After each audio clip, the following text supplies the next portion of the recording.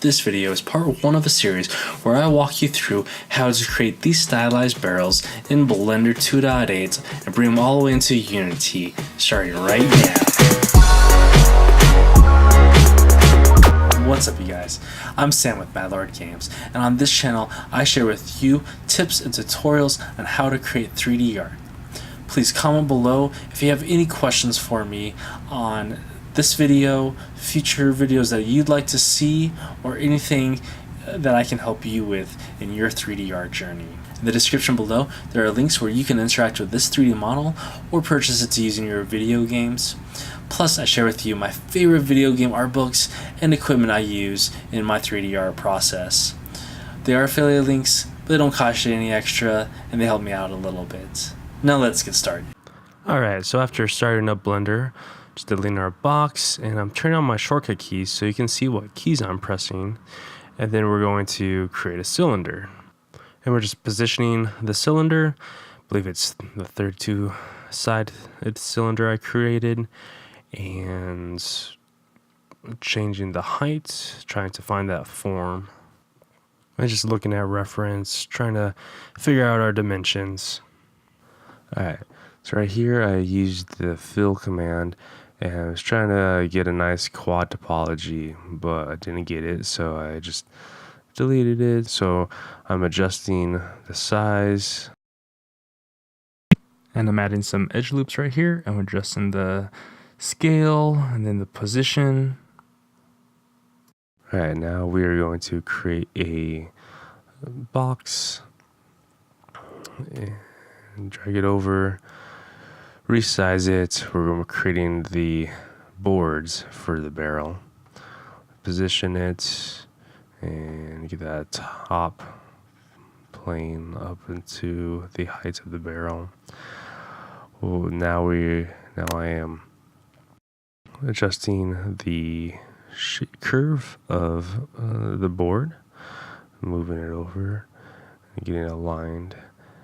That's the main reason I created the cylinder shape first, was so I could figure out the curvature of the boards. Now the reason we want to create multiple boards, actually calculating the rotation to make sure all of the boards are positioned the same. Now I could have used a radial array. The reason I created a tutorial on a radial array is because of this. I wasn't quite sure how to do it in Blender yet. So you see me trying to figuring out the math for each of the boards, the rotation away from each other. A radial array would have done this in just a few seconds after creating it. So go ahead and watch that video. That'll make this portion of the creation really easy. So yeah, just figuring out the math right here. Radial arrays make it so much faster. Who likes doing math? I mean, I don't mind it, but it's not why I became an artist.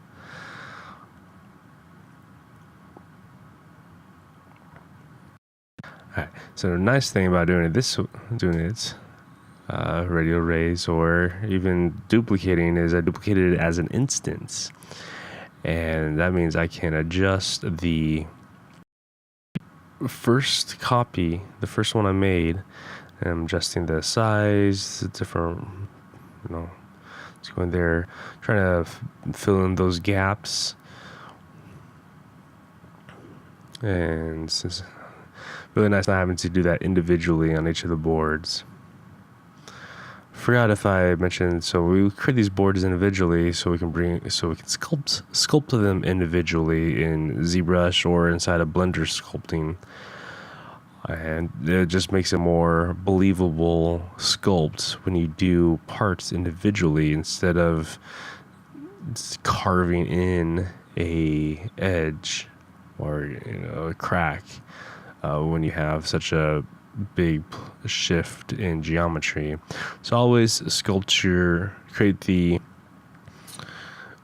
geometry separately when you're sculpting, unless you can get away with it. Sometimes you can, but I prefer creating the meshes individually. It's more work, but it pays off in the end.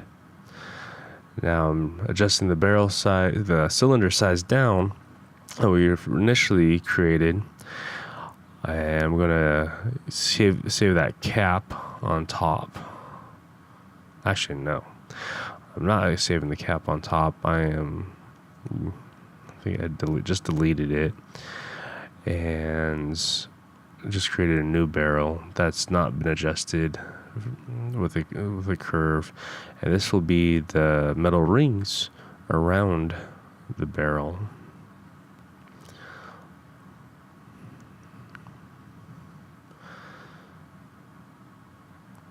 Yeah, I think I'm just figuring out how I want this to work. I just rotated it 90 degrees, but after duplicating it, and just making sure it's zeroed out. So shrinking it down, trying to give the adjustments I want. So I am looking at another monitor that I have reference on when I'm doing this. Now I am adding some extra geometry to make the edges smoother. And also, you want your topology, so the polygons to be kind of evenly distributed when you bring it over to Zbrush. It makes it a lot easier, and that way you don't have to dynamesh or retopo over in Zbrush. Now, here I will be duplicating.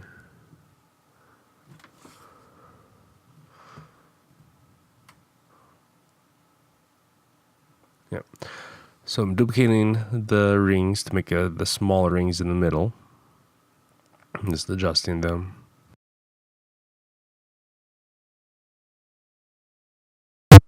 And just rotate it 90 degrees.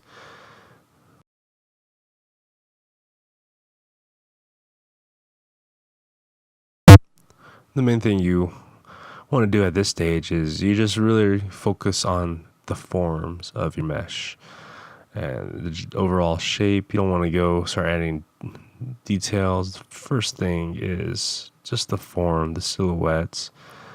And right here, I am realizing that the boards were a little bit too thick. So just scaling them out.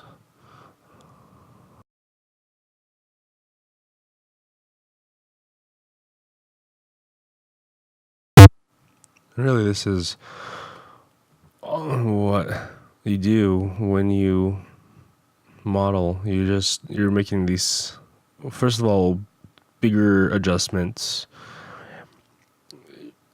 You find the overall shape, and then you just start to whittle away at the detail, at the form. I'm using bridge right here to create those.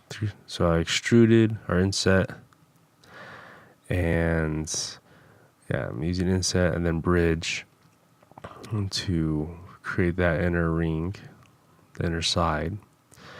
And now we see that the geometry has a little bit of an issue, and we're just gonna adjust the shape a bit more.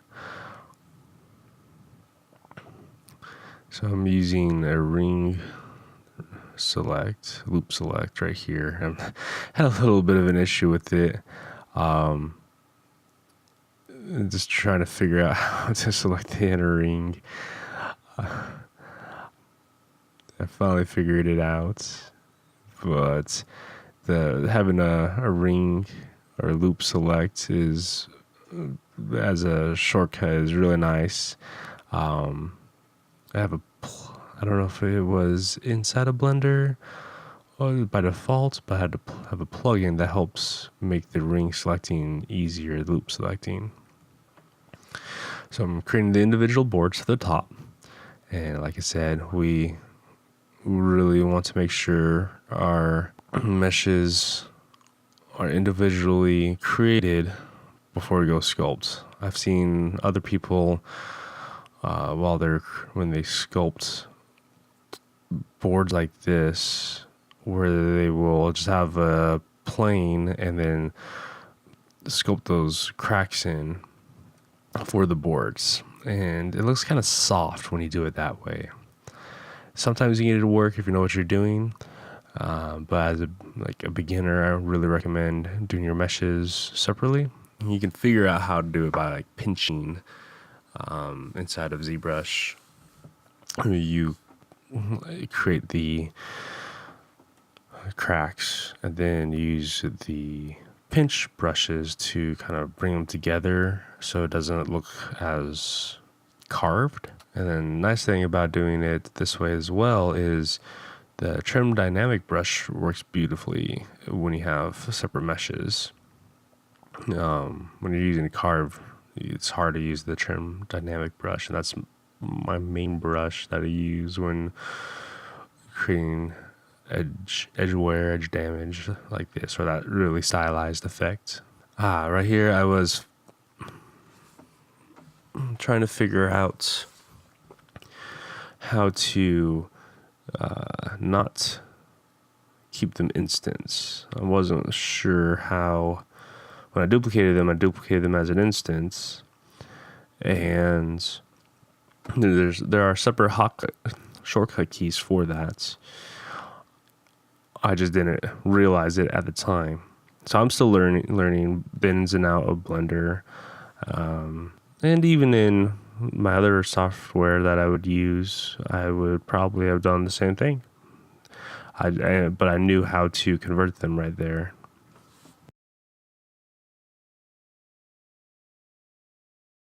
So I ended up merging all of them together. That was my solution. Now I'm just scaling the verts so they're not sticking out from the barrel edges.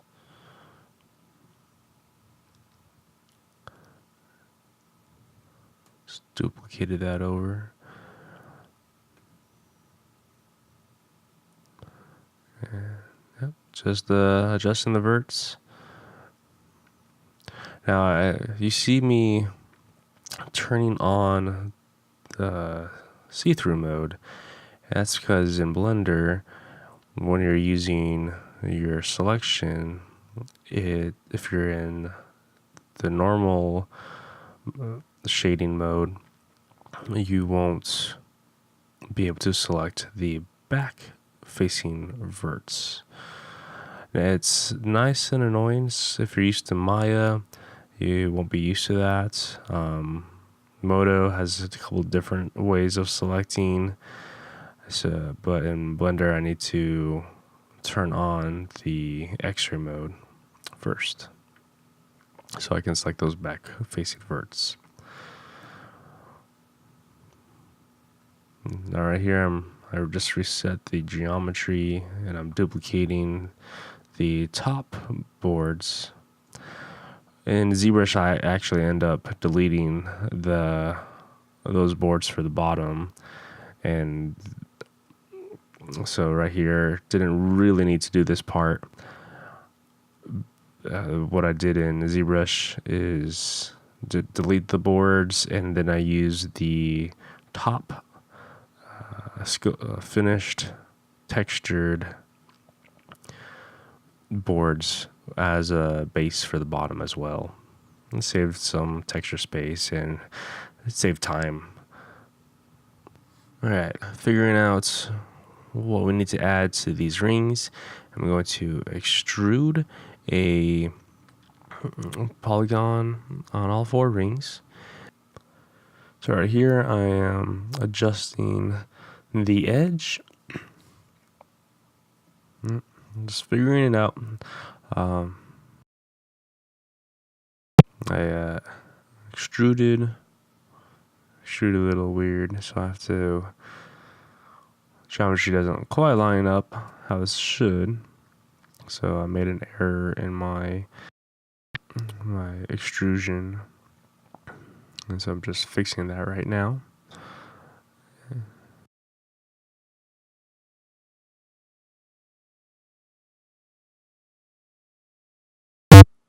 So a little bit of a gap. It was too tight. Alright, so we're going to add a cylinder, and we're going to make a bolt. Moving it up, rotating it 90 degrees. If you hold down shift, it'll snap, or control. Well, so adjusting the size, move it in place.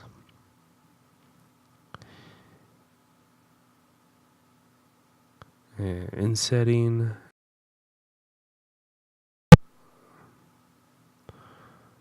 No, that's not gonna work. Here, I remember I should save this after 30 minutes of work.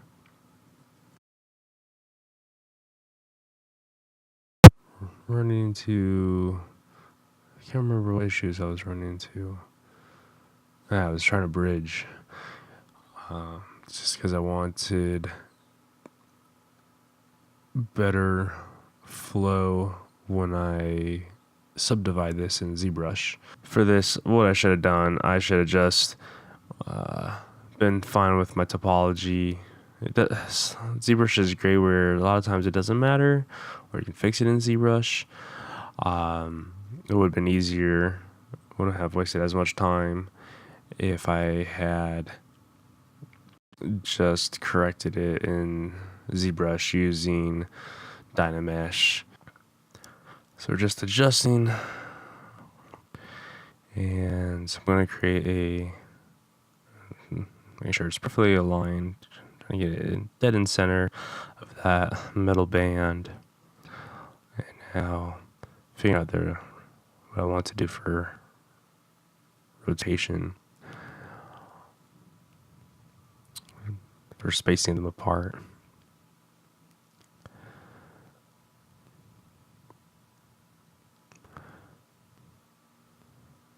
So the radial array would have been perfect again here. Just rotating and adjusting. So I'll merge that mesh together, and I'm going to adjust the pivot, then duplicate it down. Now if you hold down X, Y, and Z, or Z, while you're moving, it'll snap to that axis. So realize that my cylinders were not long enough, so I have to move the back of the cylinders along the normal. I'm trying to figure that out right here. So if you change your alignment to normal and then scale it out, move it out, and instead of doing the same thing on the ones I already duplicated, I just deleted the old ones and duplicated the new one that had the adjustment. And then more adjusting, and right here we're scaling with that normal alignments. That just helps with the sizing, with pushing it out instead of kind of inflating it. Alright, so pretty happy with how it looks right now. And we are going to bring this into Zbrush. So exporting as an FBX. Here I had a thought about doing it in Blender, but I'm not comfortable with the Blender sculpting yet. Now let's bring it to Zbrush. And usually what I will do, I will bring it to Zbrush and then make sure my geometry is right. See, I got some errors right there that I didn't think I would have. And so I'll go back over to Blender to try to fix those errors. And right here, and it looks good, right? So going to re-export it. So I'll always check here for errors in Zbrush before really getting into it. You may have extra verts that need merged or normals that need flipped. All right, so back into Zbrush, looks like I fixed the issue. And now we will split all the parts. So see how that's, when you subdivide it, how it kind of gets rounder. To prevent that, we need to add extra edge loops. There's a couple ways to do that. You can do it inside of Blender or Zbrush. This time I chose to in Blender, and I'm just adding extra loops with the loop cut and slide tool, and you add it close to the edges of your geometry. Now, the further away from the edge, the smoother, more round your corner is going to be. So if you keep it pretty tight, there won't be a lot of changes. But that's how sub-D modeling works. You don't have to go inside of Blender or Zbrush to use this technique. Nice thing about Blender is there is a crease function where you can actually, without having to add extra geometry, you can crease the edges, which works with this subdivision modifier. And then you can adjust how much roundness the edge has with that crease function. But that does not export to Zbrush. So right now I'm just adding all the extra edge loops. That way we can export it out as a OBJ into Zbrush. I could have deleted this ring and duplicated the one I already had edge loops on, but sometimes it's not that much of a time saver to do that depending on the situation.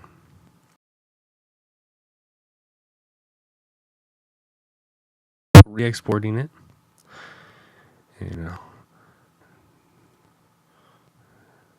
now I have to clean up all those subtools that I had split.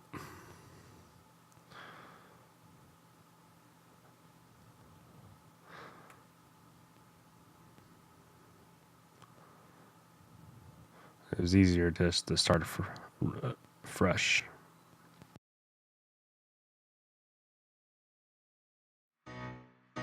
In the next video, I'll be sharing with you how I sculpt the details in the Stylized Barrel over in Zbrush.